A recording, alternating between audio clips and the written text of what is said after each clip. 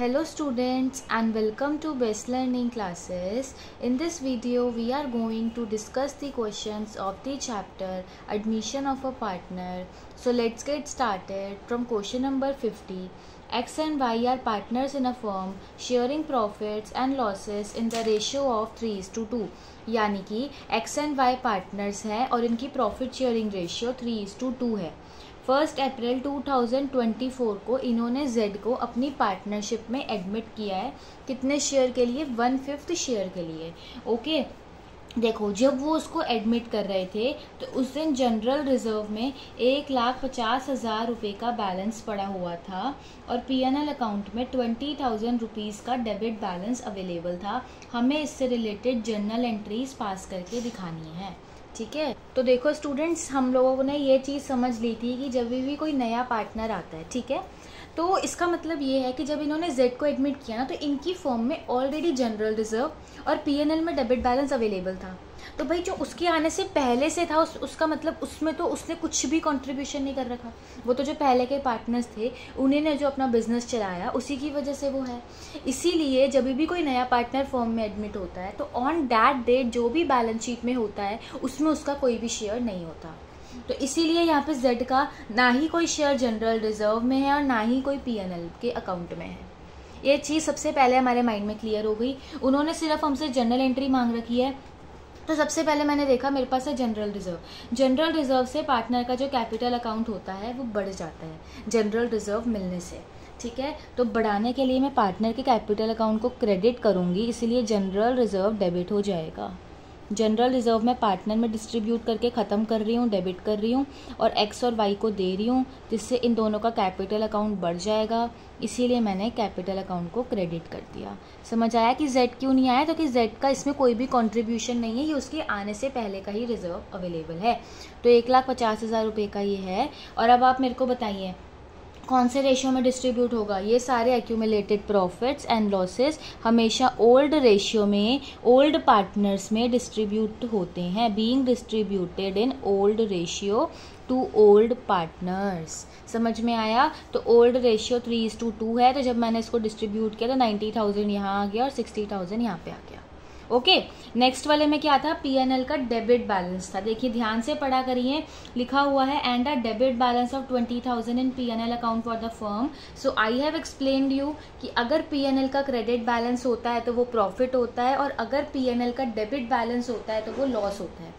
ठीक है, तो डेबिट बैलेंस है, लॉस है, तो लॉस से पार्टनर के कैपिटल अकाउंट को कम करना पड़ेगा। तो मैं कम करने के लिए कैपिटल अकाउंट को डेबिट कर रही हूँ क्योंकि लॉस हुआ है।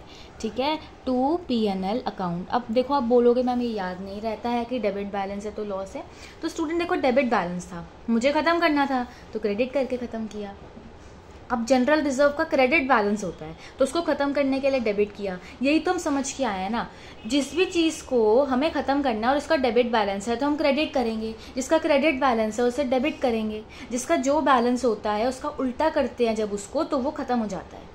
तो या तो आप ऐसे याद रख लो या फिर आपको ये चीज़ अपने माइंड में बिठानी ही पड़ेगी कि पीएनएल का डेबिट बैलेंस जो है वो होता है लॉस और पीएनएल का क्रेडिट बैलेंस जो होता है वो होता है प्रॉफिट। तो अब बस वही है कि लॉस है और लॉस हमें कितने रुपीज़ का बता रखा है? 20,000 रुपीज़ का ओल्ड पार्टनर्स में ओल्ड रेशियो में डिस्ट्रीब्यूट होगा। तो आप लिख सकते हो कि being loss debited to partners, old partners in old ratio which is 3:2।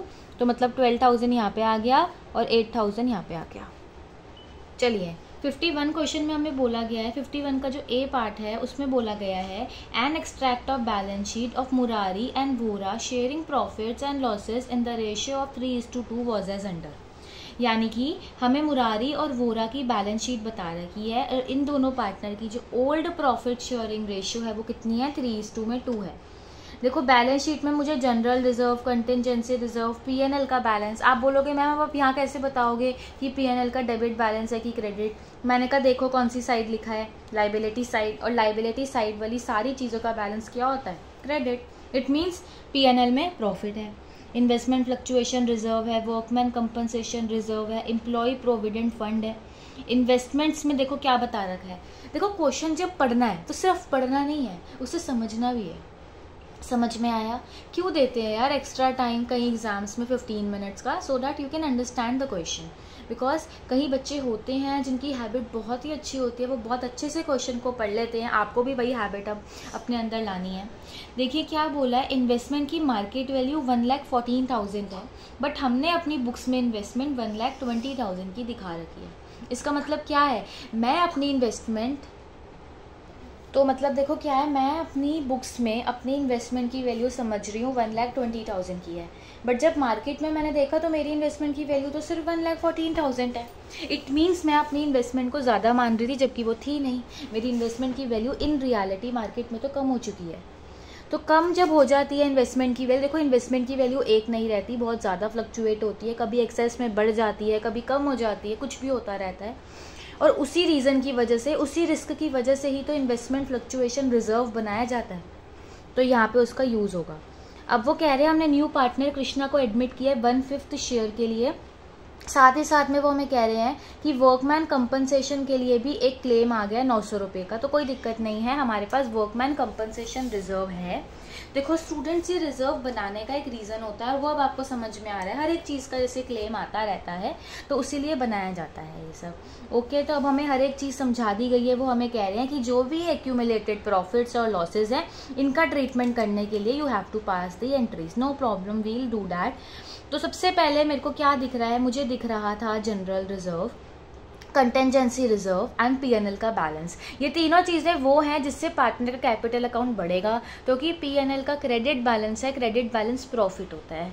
समझ में आया? तो देखो तीनों चीज़ों का था क्रेडिट बैलेंस। पहले तो मैं इन तीनों चीज़ों को अब ख़त्म कर दूंगी ना, तो जनरल रिजर्व को भी मैं ख़त्म करूँगी डेबिट करके। ओके, इसके बाद मैं कंटेंजेंसी रिजर्व को भी ख़त्म करूँगी डेबिट करके, contingency reserve account debit. Then मैं पीएनएल का ख़त्म करना चाहती हूँ डेबिट करके।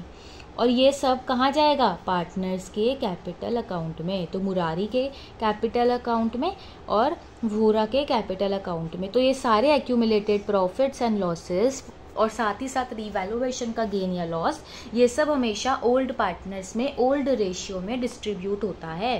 तो देखो नरेशन हम यही लिखेंगे कि जो भी हमारे एक्यूमुलेटेड प्रॉफिट्स थे उसको हमने ओल्ड पार्टनर्स में ओल्ड रेशियो में, दैट इज 3:2 में डिस्ट्रीब्यूट कर दिया। तो देखो जनरल रिजर्व का अमाउंट कितना था? 30,000 रुपीज़। कंटेंजेंसी रिजर्व का अमाउंट कितना था? 2700। और पीएनएल का अमाउंट था 18,000। तो इन तीनों को प्लस करके मैंने 3:2 के रेशियो में डिस्ट्रीब्यूट करना है। तो मेरे पास 30,420 एंड 10140 यहाँ पे निकल के आ रहा है। स्टूडेंट ये अमाउंट 20280 आएगा, ठीक है। तो आप इसको 3:2 की रेशियो में जब डिस्ट्रीब्यूट करेंगे तो you will get this amount.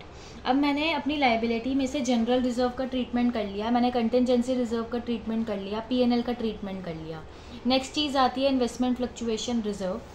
तो देखो इन्वेस्टमेंट फ्लक्चुएशन रिजर्व का हमें करना क्या है, मुझे ये पता है कि मुझे अब इस रिजर्व को ख़त्म करना है। या तो मेरे से इन्वेस्टमेंट की वैल्यू में कोई फ्लक्चुएशन आए वहाँ यूज़ कर सकती हूँ, या फिर अगर कुछ भी नहीं होता तो हम सीधा इसको ओल्ड पार्टनर्स में ओल्ड रेशियो में डिस्ट्रीब्यूट कर देते हैं। बट मैंने देखा था इन्वेस्टमेंट की वैल्यू कम हो रही है, तो एसेट की वैल्यू कम होती है तो क्रेडिट हो जाती है। तो रिजर्व मुझे 9,000 का बैलेंस शीट में दिख रहा है। मैं इन्वेस्टमेंट की वैल्यू की बात करूँ तो मैं इसे 1,20,000 का एज्यूम कर रही थी, बट मार्केट में वैल्यू सिर्फ 1,14,000 की मिली, यानी कि 6,000 से मेरी इन्वेस्टमेंट की वैल्यू कम हो गई है, एसेट की वैल्यू कम हो गई है, तो मैंने क्रेडिट करके दिखा दिया।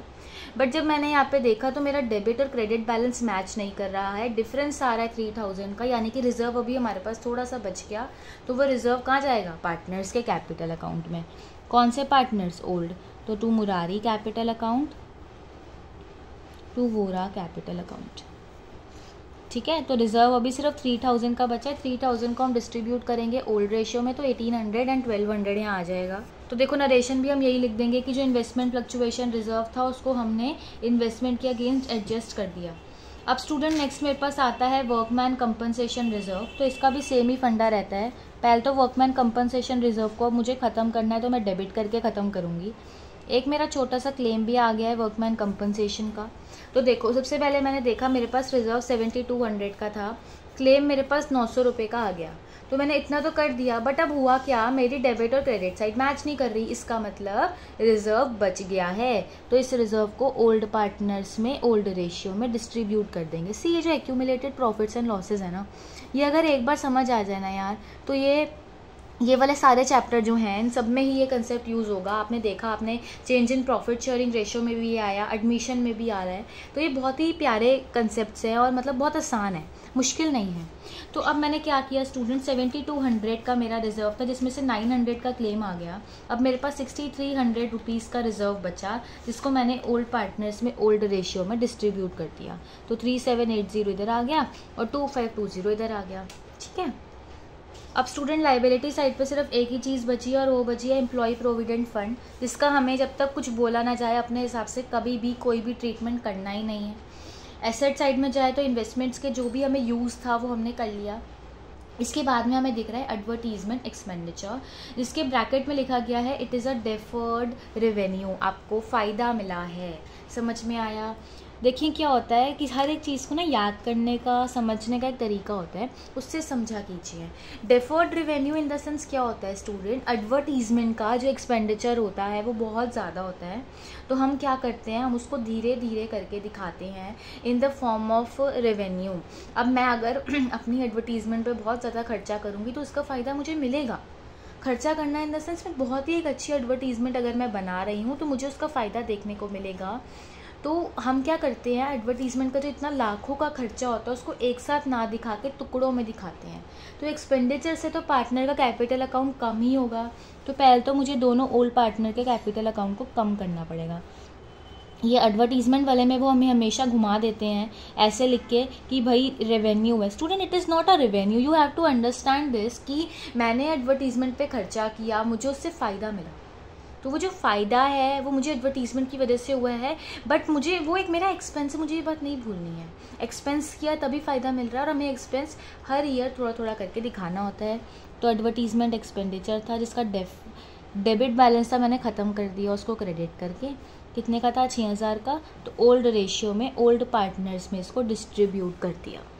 तो देखो नरेशन भी आप यही लिख देंगे कि एडवर्टीजमेंट एक्सपेंडिचर को हमने डेबिट कर दिया है, कौन से रेशियो में? ओल्ड रेशियो में।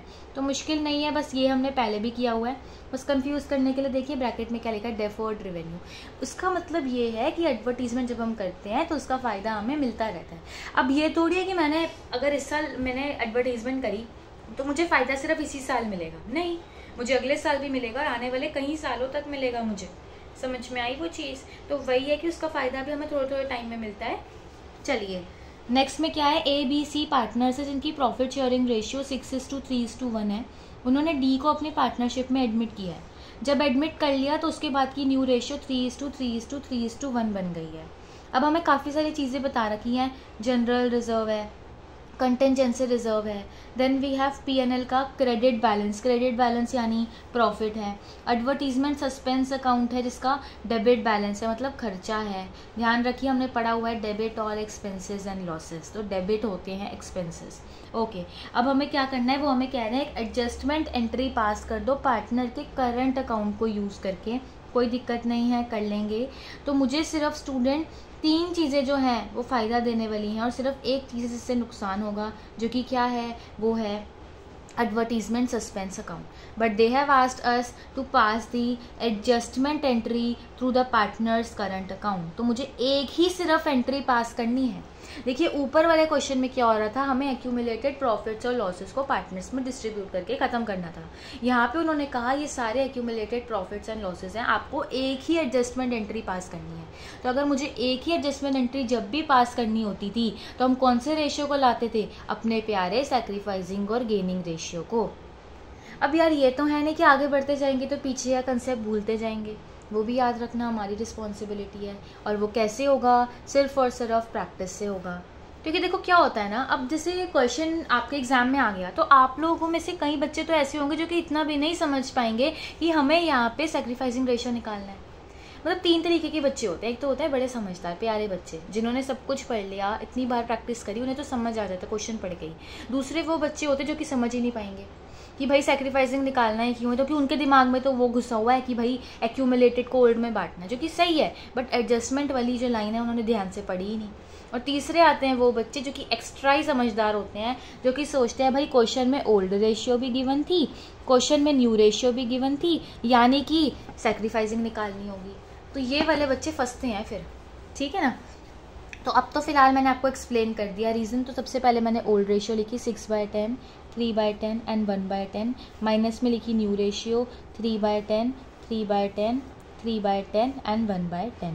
तो इसका तो 1/10 सीधा सीधा गेन ही है, समझ में आया ना। ये नेगेटिव आ रहा है 2/10, ये 0 है, और ये आ रहा है 3/10। तो पॉजिटिव आ रहा है, इट मीन्स सेक्रीफाइस कर रहा है ए, और ये दोनों क्या कर रहे हैं, गेन कर रहे हैं। चलिए इतना तो हमें हो गया अब क्लियर। अब मैंने क्या करना है, मेरे पास एक्यूमुलेटेड प्रॉफिट्स एंड लॉसेस में क्या क्या गिवन है स्टूडेंट्स। तो मेरे को यहाँ पे गिवन है, आप देखिए, सबसे पहले मुझे बता रखा है जनरल रिजर्व का बैलेंस 1,50,000 का, देन कंटिजेंसी रिजर्व है 60,000 का, पीएनएल का क्रेडिट बैलेंस है यानी कि प्रॉफिट है 90,000 का। तो ये टोटल करके मेरे पास 3 लाख रुपीज़ आ रहा है। सिर्फ एक ये खर्चा था ना, इसीलिए सिर्फ इसको माइनस में लिखा है, बाकी तीनों चीज़ें एक तरीके से इनकम है पार्टनर्स के लिए, इसीलिए इन तीनों को हमने प्लस करके लिखा है। तो 3 लाख आ गया। एडवर्टीजमेंट सस्पेंस का बैलेंस हमें कितना बता रखा है, 1,20,000 रुपये का। तो नेट एक्यूमुलेटेड प्रॉफिट जो कि पार्टनर्स में बांटना है वो है 1,80,000। कंफ्यूज मत होना, अगर अलग अलग ट्रीटमेंट करने के लिए कह रहा है तो ओल्ड रेशियो ही यूज़ होगा, बट अगर सारे एक्यूमुलेटेड प्रॉफिट्स और लॉसेस को सबको मिला के सिर्फ एक एडजस्टमेंट एंट्री पास करने के लिए कह रहा है तो आपको सैक्रिफाइसिंग रेशियो की ज़रूरत पड़ेगी। अब मेरे पास 1,80,000 रुपीज़ आ गया। तो अब मैं इसको क्या करूँगी, पार्टनर्स में उनकी सैक्रिफाइसिंग रेशियो में डिस्ट्रीब्यूट करूँगी। तो देखो ए का जो शेयर था वो 3/10 आया था, तो 54,000 आ जाएगा। इसका 0 है, इसका 1 मिनट, इसका आया था 2/10 दैट इज़ 36,000 रुपीज़, और इसका आया था स्टूडेंट 1/10 दैट इज़ 18,000 रुपीज़। और ये दोनों पार्टनर गेन कर रहे थे तो इनका कैपिटल अकाउंट डेबिट, और ये सेक्रीफाइस कर रहा था तो इसका कैपिटल अकाउंट क्रेडिट। तो कि सेक्रीफाइसिंग पार्टनर को गेनिंग पार्टनर देते हैं, देंगे तो कैपिटल अकाउंट कम, मिलेगा तो कैपिटल अकाउंट बढ़ेगा, क्रेडिट। तो देखो हमने वही किया जो हमने अभी देखा, डेबिट क्रेडिट, वही एंट्री पास कर दी। सी और डी के करंट अकाउंट को हमने डेबिट कर दिया और ए के करंट अकाउंट को क्रेडिट कर दिया। और नरेशन भी बहुत ही सिंपल सी आपने लिख देनी है कि बीइंग एडजस्टमेंट एंट्री पास्ट। अब देखिए क्वेश्चन नंबर 52 में हमें बोला गया है कि अमित और अनिल पार्टनर्स हैं जिनकी प्रॉफिट शेयरिंग रेशियो 2:1 है। हमें उनकी बैलेंस शीट बता रखी है जिसमें कि हमें लाइबिलिटी साइड पे sundry creditors, general reserve, capital account के बैलेंसेस दिख रहे हैं। एंड एसेट साइड पे we have cash, bank, debtors, stock, machinery and building balance. Ankit को एडमिट कर रहे हैं वो लोग, अंकित को कह रहे हैं भाई तू हमारी फर्म में आ जा, कोई दिक्कत नहीं है, बट 1 लाख रुपए कैपिटल के ले आ और 60,000 रुपीज़ शेयर ऑफ गुडविल ले आ। अब जो बच्चा मेरी प्लेलिस्ट फॉलो कर रहा है उस बच्चे को पता है, मैंने समझाया था कि जब भी कोई नया पार्टनर फर्म में आता है ना तो उसको हम कहते हैं कि अभी तक मेरी फर्म ने जितनी भी गुडविल कमाई है उसके लिए कुछ तो कंट्रीब्यूट कर, यार तू बने बनाए बिजनेस में आ रहा है तो कुछ तो पैसा डालेगा ना गुडविल के लिए, समझ में आया। वही चीज़ है कि उसको हम 1/4 शेयर के लिए ला रहे हैं और कह रहे हैं कि तू हमें 60,000 रुपीज़ भाई दे। ओके, मशीनरी को हमें अप्रिशिएट करना है 240,000 यानी 1,20,000 तक। 2 मतलब वहाँ तक, अभी मशीनरी की वैल्यू कितनी है, 1 लाख रुपए, वो कह रहे हैं उसे 1,20,000 तक ले जाओ, यानी कि अप्रिशिएट सिर्फ 20,000 से हुई है। ओके, फिर वो आगे क्या कह रहे हैं, बिल्डिंग की वैल्यू को 10% से बढ़ाओ। अब समझ में आया, एक ही लाइन में 2 चीज़ें बोल दी, एक 2 वहाँ तक बाय इतने से। स्टॉक हमें पता लगा ओवर वैल्यूड है, मतलब ज़्यादा दिखा रखा है यार, तो क्या करना पड़ेगा, कम करना पड़ेगा। जनरल रिजर्व को हमें बुक्स में उसकी ओरिजिनल वैल्यू पे ही दिखाना है, यानी कि जनरल रिजर्व को मैं ओल्ड पार्टनर्स में ओल्ड रेशियो में नहीं डिस्ट्रीब्यूट कर सकती, क्योंकि वो ये चाहते हैं कि जो जनरल रिजर्व आज दिख रहा है वही जनरल रिजर्व अगले साल की बैलेंस शीट में भी दिखे। प्रोविजन फॉर डाउटफुल डेब्ट्स हमें 5% डेटर्स का क्रिएट करना है, कोई दिक्कत नहीं है। आगे कह रहे हैं क्रेडिटर्स जो थे वो अनरिकॉर्डेड थे 1,000 के, यानी कि 1,000 के मेरे क्रेडिटर्स हैं बट मैंने उन्हें रिकॉर्ड ही नहीं कर रखा। अब मुझे हर एक चीज़ तो समझ में आ गई, अब मुझे उससे रिलेटेड चीज़ें करनी है। तो देखो हम एक एक करके हर एक एडजस्टमेंट करेंगे। सबसे पहले जो मुझे दिख रहा था वो दिख रहा था कि देखो जो अंकित ला रहा है वो सब अभी छोड़ दीजिए, हम पहले रीवैल्यूएशन अकाउंट की बात करते हैं। इसमें सबसे पहले मशीनरी को हमें अप्रिशिएट करना है। ओके, तो मशीनरी की वैल्यू मुझे बढ़ा देनी है कैसे मुझे पता लगा? वो कह रहे हैं मशीनरी को 1,20,000 का बना दो, जो कि अभी 1 लाख की है, यानी कि मुझे अपनी मशीनरी की वैल्यू 20,000 से बढ़ा देनी है। एसेट की वैल्यू बढ़ानी थी तो क्रेडिट साइड पे लिख दिया, एसेट की वैल्यू कम करने के लिए इधर, लाइबिलिटी बढ़ाने के लिए इधर, लाइबिलिटी कम करने के लिए इधर।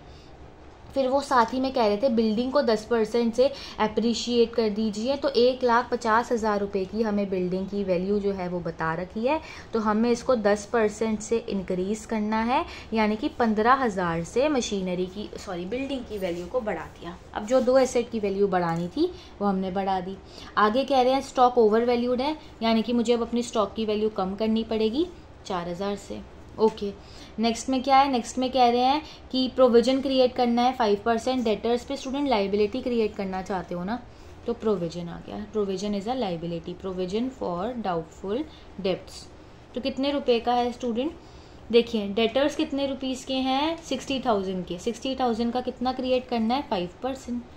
60,000 का 5%, यानी कि 3,000 रुपीज़ का आपको प्रोविजन बनाना है। कोई दिक्कत नहीं है। आगे क्या कह रहे हैं? आगे कह रहे हैं क्रेडिटर्स अनरिकॉर्डेड थे, यानी ये भी हमारी क्या है? लाइबिलिटी है ना। लाइबिलिटी बढ़ेगी तो डेबिट साइड पे आ गए 1,000 रुपये के। बस अब मैंने इधर टोटल किया 35,000, तो इधर भी 35,000 ही आना चाहिए, बट यहाँ पे बैलेंस आ रहा है कितना? 27,000 का। तो अगर बैलेंस आपका डेबिट साइड पे आ रहा है, यानी कि रिवैल्यूएशन में प्रॉफिट हुआ है। टू रिवैल्यूएशन का प्रॉफिट। और स्टूडेंट मैंने आपको बताया था कि रिवैल्यूएशन का प्रॉफिट हो या लॉस हो, वो ओल्ड पार्टनर्स में ओल्ड रेशियो में डिस्ट्रीब्यूट होता है। एक पार्टनर है हमारे पास अमित और एक पार्टनर है अनिल, तो मैंने 27,000 को यहाँ पे डिस्ट्रीब्यूट किया, तो ये 18,000 यहाँ आ गया और 9,000 यहाँ पे आ गया और रिवैल्यूएशन अकाउंट कंप्लीट हो गया। अब पता है क्या स्टूडेंट, हमें ना इस क्वेश्चन में छोटी सी एडजस्टमेंट और करनी पड़ेगी, जिसका रीज़न क्या है यार? वो हमें कह रहे हैं जनरल रिजर्व को हम अगले साल बैलेंस शीट में ना सेम टू सेम दिखाना चाहते हैं। इसका मतलब क्या है? हमने एक ऐसा एक एडजस्टमेंट पढ़ा था ना, जिसमें हमें क्या कहा जाता था कि हम उसकी बुक वैल्यू उसको इफेक्ट नहीं करना चाहते, आप सिर्फ एक एडजस्टमेंट एंट्री पास कर दो। वही सेम चीज़ है कि जो जनरल रिजर्व की बुक वैल्यू है उससे हम बदलना नहीं चाहते, आप सिर्फ एक एडजस्टमेंट एंट्री पास कर दो। तो वही हमें भी यहाँ पे करना पड़ेगा। सबसे पहले देखिए कि आपको जनरल रिजर्व क्वेश्चन में बता कितना रखा है, तो 12,000 रुपीज़ का जनरल रिजर्व हमें पता है, ठीक है। और 1/4 शेयर के लिए हम अंकित को एडमिट कर रहे हैं, यानी कि 3,000 का शेयर तो जनरल रिजर्व का हुआ। अब क्या होगा स्टूडेंट? ये जो जनरल रिजर्व है ये किसको मिलेगा? ये जनरल रिजर्व दोनों पार्टनर्स को मिलेगा, ओल्ड पार्टनर्स को, ठीक है। कौन से रेशियो में? सैक्रिफाइसिंग रेशियो में। अब आप बोलोगे कि सैक्रिफाइसिंग रेशियो कहाँ से आई? तो मैंने कहा जब भी क्वेश्चन में ओल्ड रेशियो गिवन हो और न्यू रेशियो से रिलेटेड कोई भी इंफॉर्मेशन ना गिवन हो, तो वहाँ पे हम क्या करते हैं? ओल्ड रेशियो को ही सैक्रिफाइसिंग रेशियो मान लेते हैं। तो देखिए हुआ क्या, सेम वही चीज़ हुई, फिर से एडजस्टमेंट एंट्री पास करनी थी। तो एडजस्टमेंट एंट्री पास करने के लिए हमेशा सैक्रिफाइसिंग और गेनिंग रेशियो का यूज़ होगा, तो वही यहाँ पे भी हो रहा है। तो अब मैंने क्या किया, 3,000 का 2:1 है ना, तो 3,000 का 2/3 पार्ट, यानी कि 2,000 अमित को मिल जाएगा और 3,000 का 1/3 पार्ट, दैट इज़ 1,000 अनिल को मिल जाएगा। अब इन दोनों को मिलेगा और अंकित देगा, तो अंकित देगा तो उसका जो कैपिटल अकाउंट है वो क्या हो जाएगा? डेबिट। और अमित और अनिल को मिलेगा तो इन दोनों का कैपिटल अकाउंट क्रेडिट। समझ में आया? तो अब ये जो चीज़ आपने की ना डेबिट क्रेडिट, ये अब आपको पार्टनर कैपिटल अकाउंट में शो करना है, इन दोनों के कैपिटल अकाउंट को क्रेडिट करके और इसके कैपिटल अकाउंट को डेबिट करके। तो सबसे पहले स्टूडेंट पार्टनर कैपिटल अकाउंट एक लाइबिलिटी बैलेंस होता है, जिसकी जो ओपनिंग फिगर है वो क्रेडिट साइड पे आएगी, तो वो मैंने मेंशन करी 1,80,000 एंड 1,50,000। फिर मैंने लिखा बाय बैंक, तो कि बैंक में पैसा डाल के अंकित आ गया 1 लाख रुपए का कैपिटल लेके। फिर ये प्रीमियम फॉर गुडविल भी लेके आया, और हमने पढ़ा था कि प्रीमियम फॉर गुडविल पार्टनर्स में, कौन से पार्टनर्स में? ओल्ड पार्टनर्स में ओल्ड रेशियो में डिस्ट्रीब्यूट हो जाता है। तो ये प्रीमियम फॉर गुडविल के लिए 60,000 रुपीज़ ला रहा है, और ये सेक्रीफाइसिंग रेशियो में डिस्ट्रीब्यूट होता है, जो कि 2:1 है। ध्यान रखना हमेशा सेक्रीफाइसिंग में ही डिस्ट्रीब्यूट होता है। अभी हमने पढ़ा था कि ओल्ड रेशियो ही सेक्रीफाइसिंग रेशियो है, एंड रीज़न मैंने समझा दिया। तो 40,000 इधर आ गया और 20,000 इधर आ गया, है ना। इसके बाद अब क्या है, रीवैल्यूएशन में हमें गेन हुआ था, तो वो भी पार्टनर्स को मिलेगा, जिससे पार्टनर का कैपिटल अकाउंट बढ़ जाएगा। तो बढ़ाने के लिए मैं क्रेडिट साइड पे लिख रही हूँ, 18,000 का इसका आया था और 9,000 का इसका आया था। इसके बाद नेक्स्ट क्या है, नेक्स्ट क्या था, अभी हमने देखा था ना यहाँ पे कि अनिल और अमित का कैपिटल अकाउंट क्रेडिट करना है। किसकी वजह से होगा वो, अंकित की वजह से। तो लिख दो, तो कितना होना है स्टूडेंट, यहाँ पे 2000, यहाँ पे 1000, ठीक है ना। तो बस अब यहाँ पे आप बैलेंस कैरी डाउन लिख के इसको क्लोज कर दोगे। यहाँ पे 2,40,000, 1,80,000 और यहाँ पे 1 लाख, ठीक है। ये आ गया 2,40,000 on both sides, 1,80,000 and 1 lakh. अब आप बोलोगे मैम अंकित का भी तो करंट अकाउंट डेबिट करना था। देखिए यहाँ पे क्या बोला गया है, अंकित के करंट अकाउंट माना गया और अमित और अनिल के कैपिटल अकाउंट माने गए हैं। तो करंट अकाउंट हम कैपिटल अकाउंट में मेंशन नहीं करेंगे ना, तो यहाँ पे भी आप फिर करंट अकाउंट ही लिख लो। तो फिर आप क्या करोगे, अलग से दिखा दोगे कि जो ये इसका अकाउंट है, एक करंट अकाउंट है। और करंट अकाउंट तो हम यहाँ पे मतलब देखो, उसके करंट अकाउंट में अब डेबिट बैलेंस पड़ा हुआ है, यानी कि मैं उसके कैपिटल अकाउंट से पैसा रिकवर करने वाली हूँ। समझ में आया, उसने अभी हमें दिया नहीं है, हम उसके करंट अकाउंट से लेंगे। समझ में आया, ये चीज़ है, ये बस इतनी प्यारी सी चीज़ है। ये लाइन अगर आप याद रख लें कि अभी उसने हमें पैसा दिया नहीं है, हम उसके करंट अकाउंट से ये पैसा रिकवर कर रहे हैं, ठीक है। तो जब वो दे देगा तो हम बैंक लिख देते हैं कि भाई बैंक में पैसा आ गया, वहाँ से हमने ले लिया। No, that is not the case. उसने अभी दिया नहीं है, we are going to take from him. तो फिलहाल हमने उसके बस करंट अकाउंट को कम करके अपने पास अब मान लिया है कि हमें पैसा मिल गया है, तो इसीलिए उसके करंट अकाउंट का अब डेबिट बैलेंस बन गया। चलिए अब हम नेक्स्ट क्वेश्चन पे चलेंगे, जो कि है 53 क्वेश्चन, जिसमें बोला गया है कि विमल और निर्मल पार्टनर्स हैं, इनकी प्रॉफिट शेयरिंग रेशियो 5:3 है। कैलाश को ये लोग लेके आ रहे हैं, जबकि बैलेंस शीट हमें बता रखी है। हुआ क्या है, कैलाश जो है वो 30,000 शेयर ऑफ कैपिटल ला रहा है, 1/3 शेयर के लिए हम उसको लेके आ रहे हैं। गुडविल वो कैश में ला नहीं रहा। गुडविल के लिए भी हमें बता रखा है कि गुडविल की वैल्यू आप कैसे निकालोगे, उसके लिए हमें इंफॉर्मेशन दे रखी है, तो हमें खुद से निकालनी है। मशीनरी और स्टॉक को रीवैल्यू करने के लिए बोला गया है। रीवैल्यूएशन अकाउंट और पार्टनर्स कैपिटल अकाउंट बनाने के लिए हमें क्वेश्चन में बोला गया है, तो कोई भी दिक्कत हमें यहाँ पे देखने को नहीं मिली। तो अब हम फटाफट से बनाएंगे इसको। तो सबसे पहले मैं रीवैल्यूएशन अकाउंट पे गई तो सिर्फ 2 ही चीज़ें यहाँ पे आएंगी, एक मशीनरी और एक स्टॉक। कह रहे हैं मशीनरी को 45,000 का बना दो, ठीक है। तो देखो मशीनरी की वैल्यू बढ़ गई ना, तो कि देखो अभी जो मेरी मशीनरी की वैल्यू बैलेंस शीट में है वो है 38,000 और वो 45,000 का बनाना चाहते हैं, यानी कि 7,000 से बढ़ाना चाहते हैं। फिर वही मैं स्टॉक की बात करूँ तो स्टॉक को 8,000 का बनाना चाहते हैं, जो कि अभी 7,000 का है, तो स्टॉक की वैल्यू भी बढ़ गई, ठीक है। तो कि वो क्या कह रहे हैं कि हम इसको 8,000 का बनाना चाहते हैं, जो कि अभी 7,000 का है, तो 1,000 रुपये से स्टॉक की वैल्यू बढ़ गई। तो इधर मेरा बैलेंस 8,000 आ रहा है, तो इधर भी 8,000 ही होना चाहिए। तो जब भी डेबिट साइड पे आए, इट मीन्स हमें रिवैल्यूएशन में क्या हो गया, गेन हो गया, जो कि ओल्ड पार्टनर्स में ओल्ड रेशियो में डिस्ट्रीब्यूट होगा विमल एंड निर्मल। तो 5,000 इधर आ जाएगा और 3,000 इधर आ जाएगा, 8,000 को हमने डिस्ट्रीब्यूट कर दिया, ठीक है। तो कि इनकी रेशियो हमें बता रखी है 5:3, जो कि ओल्ड रेशियो थी, तो ओल्ड रेशियो में ओल्ड पार्टनर्स में डिस्ट्रीब्यूट हो गया। अब मैं अगर इनके पार्टनर्स कैपिटल अकाउंट की बात करूं तो देखो हम कुछ चीज़ें यहाँ पे अभी पहले से ही लिख सकते हैं। बैलेंस ब्रॉड डाउन हम पुट कर सकते हैं 32,000 एंड 34,000। उसके बाद स्टूडेंट ये बैंक के थ्रू अपना कैपिटल अकाउंट लेके आ रहा है, वो हमने लिखा। तो अब यहाँ पे मुझे फिर से यहाँ पे सैक्रिफाइसिंग रेशियो की ज़रूरत है, जिसके लिए ओल्ड रेशियो मुझे पता है, इसको हम 1/3 शेयर के लिए लेके आ रहे हैं। तो हम पढ़ते थे ना पहले, टोटल 1 है, 1 में से 1/3 के लिए उसको एडमिट कर लिया, बाकी बचा 2/3। अब जो बाकी बचा वो बाकी पार्टनर्स को उनके रेशियो में मिल जाएगा, दैट इज़ 5/8 एंड 3/8। तो ये तो हम पढ़ चुके हैं, ये तो वो चीज़ है पुरानी चीज़ जिसके लिए पिछले वाला चैप्टर था, है ना। तो अब न्यू प्रॉफिट शेयरिंग रेशियो बन गई, इसकी 10/24, इसकी 6/24 और इसको 1/3 के लिए ला रहे हैं। अब इसका भी डिनोमिनेटर सेम बनाएंगे, तो अब ये क्या हो गया 10:6:8। और आप और सिंपल करना चाहते हो तो 2 5 10, 2 3 6 एंड 2 4 8 हो गया। अब गुडविल निकालने के लिए हमें कुछ इन्फॉर्मेशन दे रखी थी, एवरेज प्रॉफिट भी डायरेक्टली बता रखा था और नंबर ऑफ ईयर परचेज भी 2 हमें ऑलरेडी पता ही थे, तो डायरेक्ट मेरे पास गुडविल की वैल्यू आ गई 12,000 रुपये की, ठीक है। तो गुडविल का अकाउंट यहाँ पे डेबिट हो गया। और अब ये पार्टनर्स का कैपिटल अकाउंट क्या हो जाएगा, इससे क्रेडिट ऑटोमेटिकली। देखो एक चीज़ समझ में आ जाए, अगर आपको ये समझ आ गया कि रेस कर रहे हैं, बढ़ा रहे हैं, तो वो डेबिट हो रहा है, तो ऑटोमेटिकली क्रेडिट पार्टनर के कैपिटल अकाउंट होंगे। तो 12,000 की गुडविल है, तो ये हमने रेस कर दिया ओल्ड रेशियो में स्टूडेंट्स। सेम वे में राइट ऑफ करना चाहते हैं एसेट को, तो भाई ठीक है, ख़त्म करना चाहते हैं, तो अगर वो क्रेडिट होगा तो ऑटोमेटिकली डेबिट कैपिटल अकाउंट हो जाएंगे।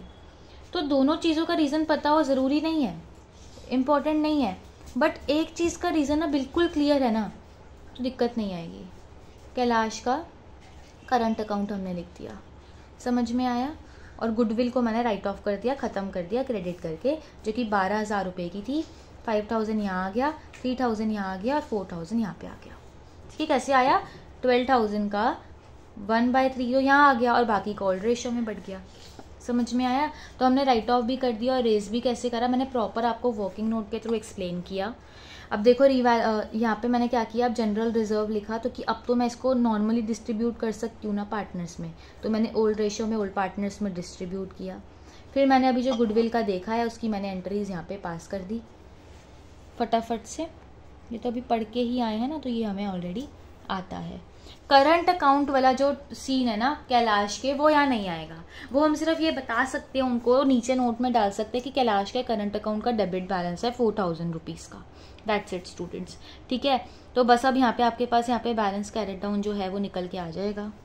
अब देखो एक चीज़ रह गई, हमें ओल्ड गुडविल भी तो क्वेश्चन में बता रखी है 8,000 रुपये की, तो वो 8,000 की जो गुडविल है उसको भी राइट ऑफ करेंगे, तो बात तो वही रहेगी।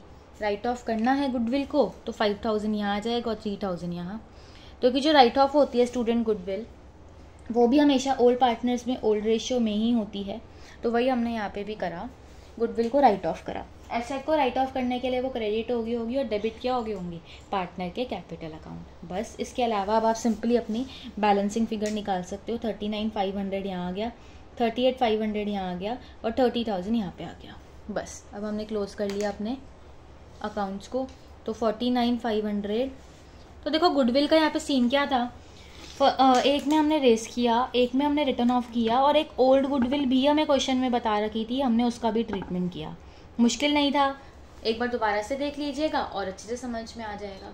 So that's it for this video students. I hope आपको ये क्वेश्चन अच्छे से समझ में आ गए होंगे, कोई भी डाउट नहीं रहा होगा। Still if you have any doubt you can ask me in comment section, and if you find this video useful then please like, share and subscribe my channel.